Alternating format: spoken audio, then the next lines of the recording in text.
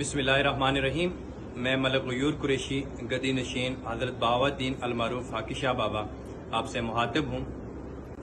तकरीबन 27 साल पहले गांव सफ़ेदा के अंदर एक ज़मीन के तनाज़े में जुल्म की इंतहा कायम की गई, जिसमें मेरे वालिद साहब को शहीद किया गया और मुझे और मेरे साथ 2 चाचा को शदीद ज़ख्मी किया गया। तब से लेके अब तक हम वहाँ से इस्लामाबाद शिफ्ट हो गए और वो लोग वहाँ से फरार होके जापान और कुछ लोग कराची शिफ्ट हो गए और उन्होंने वहाँ पे उसी ज़मीन के ऊपर कब्ज़ा माफिया को लाके बैठाया गया, जो कि अभी भी वहाँ पे मौजूद है।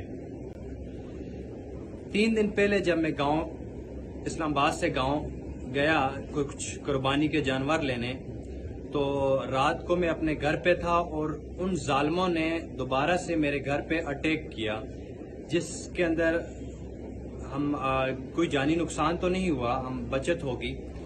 और फौरन हमने पुलिस को इतला दी। पुलिस ने मौके पे विजिट किया और 2 मुल्ज़मान को गिरफ्तार करके थाने भी शिफ्ट कर गया।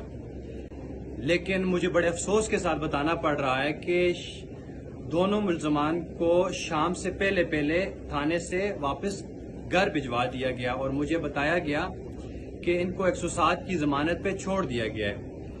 जब मैंने थोड़ा सा और इसके ऊपर रिसर्च की तो मुझे पता चला कि हमारे MPS साहब इकराम गाजी साहब के कुछ गार्ड्स आए हैं थाने में और उनको वहां से लेके चले गए हैं। तो मैं ये बड़ा एक वो था मेरे लिए डिसहार्ट था कि MPS साहब के गार्ड्स थाने में आए और वहां से उनको छुड़वा के लेके चले गए। इसी सिलसिले में मैंने कल DIG साहब से मुलाकात की और उनसे अपना केस डिस्कस किया और उनसे इंसाफ की दरख्वास्त की और उन्होंने मुझे यकीन दिलवाई कि इंशाल्लाह इंसाफ फराहम होगा।